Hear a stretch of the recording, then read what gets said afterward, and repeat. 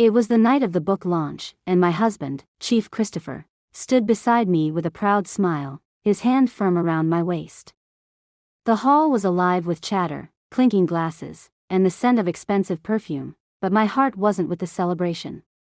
It was across the room, where Gunnar stood, his eyes locked on mine in a way that made my pulse race. The night had been perfect on the surface, my latest book was a success, and Chief had spared no expense to ensure I was celebrated. Yet, as people congratulated me, their voices faded into the background. All I could hear was Gunnar's low laughter and the way his voice echoed when he read my manuscript late at night. I didn't plan for this to happen, God knows I didn't. But how do you explain a feeling that sneaks up on you when you least expect it? It started innocently, or at least I told myself it did. Gunnar, I said one afternoon months before, handing him the first draft of my book, I trust you to be honest with this. Always, he replied, a smile crossing his face. He was thorough with my work, pointing out flaws with a kindness that made me want to do better. Every session we spent together, bent over pages and laughing at my character's mistakes, chipped away at my defenses. But this was different. This wasn't the harmless admiration of a talented editor. It wasn't the warmth I felt for Chief, whose support had carried me through the toughest times. No, Gunnar's gaze pierced through all the walls I had carefully built over the years. And so that night, as the crowd thickened and Chief was drawn into a conversation with an old friend, I found myself stepping away. The weight of Gunnar's attention pulled me to the balcony, where he now waited. "Helen," he said softly, his voice like honey. "You look stunning tonight." My breath hitched, and I felt the first tear roll down my cheek. I didn't want to feel this way, but there was no stopping it now. The boundaries we should never have crossed were already a blur in the rearview mirror. "Why are you doing this to me?" I whispered, my voice trembling. "Doing what?" he asked, his tone steady but pleading. "Telling you how I feel, wanting more than stolen moments and whispered words." I turned away, gripping the balcony rail so tightly my knuckles turned white. The city lights stretched far into the horizon, but all I could see was the chaos of my life unraveling. "You have no idea what you're asking of me, Gunnar. This," I gestured between us, "is impossible." "But it's already happening," he said, stepping closer, his presence enveloping me like a warm blanket on a cold night. The air was thick with tension, and for a moment, the world outside ceased to exist. There was only Gunnar, his voice, his touch, and the storm brewing in my heart. And as his hand brushed mine, 1,000 thoughts raced through my mind, thoughts of Chief, of my marriage, of the life we built. But in that moment, none of it mattered. I turned to face him, tears in my eyes, and whispered the words I'd been too afraid to admit, even to myself, "Gunnar, I think I'm falling for you." Just like that, the world as I knew it shifted forever. The moment those words left my lips, it felt like the air around us thickened, wrapping us in a cocoon where only Gunnar and I existed. His expression softened, but there was a fire in his eyes, one I had never seen before, not even in my younger days. "Helen," he whispered, stepping closer until there was barely any space between us, "you don't know what it means to hear you say that." I should have walked away. I should have laughed it off and reminded him of the consequences of this madness, but my body betrayed me, staying rooted in place, my heart pounding as his fingers lightly grazed mine. "Gunnar," I started, but my voice wavered. "Don't overthink this," he said, his voice calm but firm. "We both know what we feel. Why fight it?" His words hit me like a wave, breaking down the last bit of resistance I had.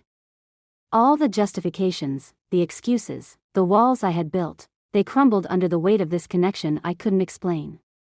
I wasn't just his stepmother. I wasn't just Chief's wife. I was Helen, a woman who had lived her life for others for far too long. The door to the balcony creaked open, and we both turned sharply. My heart nearly stopped when I saw Chief's silhouette standing in the doorway. My breath caught, but he wasn't looking at us. He was on his phone, barking orders at someone. Gunnar and I exchanged a glance, his hand brushed mine one last time before he turned and casually walked back into the hall, his composure unshaken. I stayed there, trying to calm the storm raging inside me. That night I barely slept. Chief's snores beside me, oblivious to the chaos in my head, filled the room.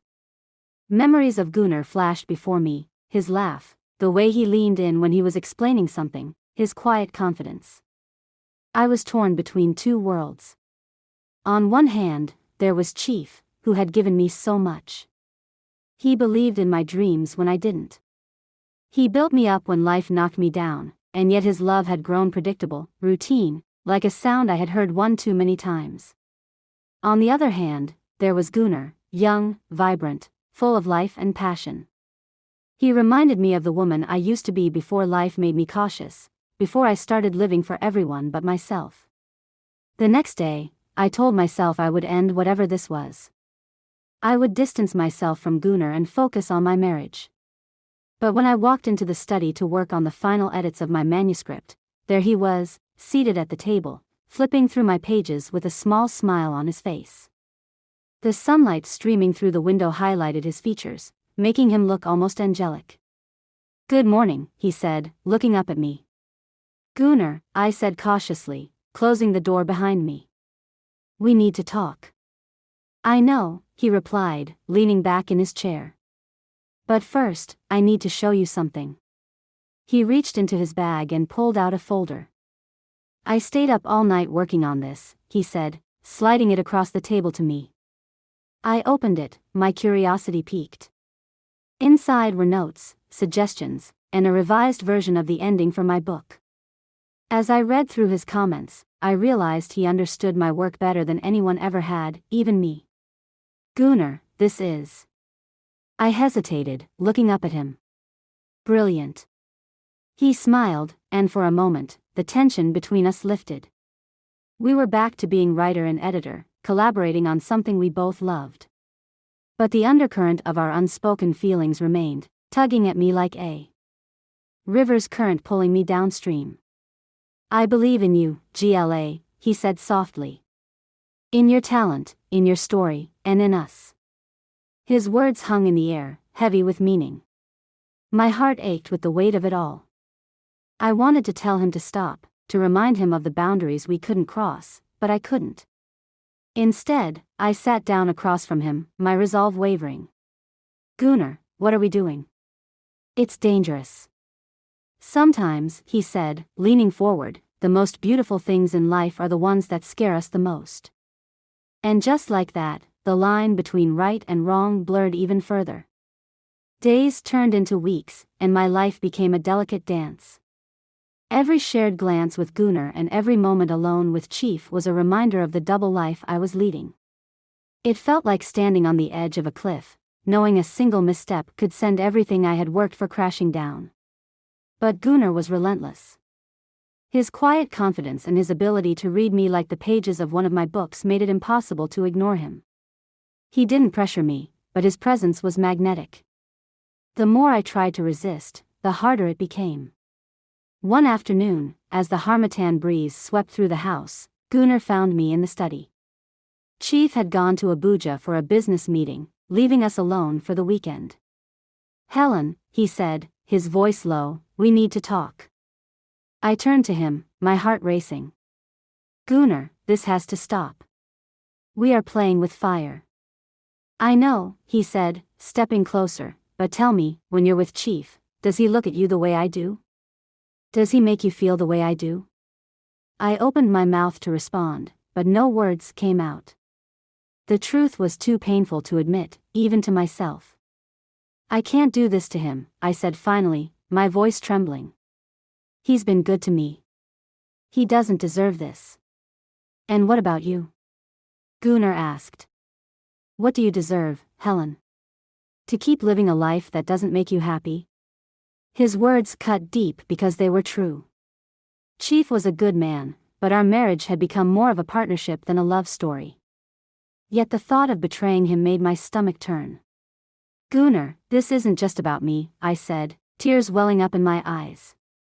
"There are consequences to what we are doing. People will get hurt. Lives will be destroyed."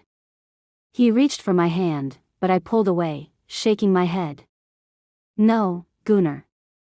This ends here. For a moment, he looked at me, his expression a mix of hurt and understanding. Then he nodded. If that's what you want, he said quietly. But as he turned to leave, he paused. Just promise me one thing, Helen, don't lose yourself trying to make everyone else happy. You deserve more than that. His words stayed with me long after he walked out of the room.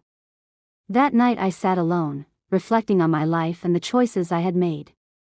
I realized I had spent so much time trying to be the perfect wife, the perfect daughter, the perfect everything, that I had forgotten who I was. The next morning, when Chief returned, I made a decision. Chief, I said as we sat down for breakfast, we need to talk. His brow furrowed with concern, but he nodded. What's on your mind, my dear? I took a deep breath. I've been feeling lost lately. I think I need to take some time to figure out who I am, outside of this marriage, outside of everything else. Chief looked at me for a long moment, then reached for my hand. Helen, if that's what you need, I'll support you. I just want you to be happy. His words brought tears to my eyes, but they also gave me strength.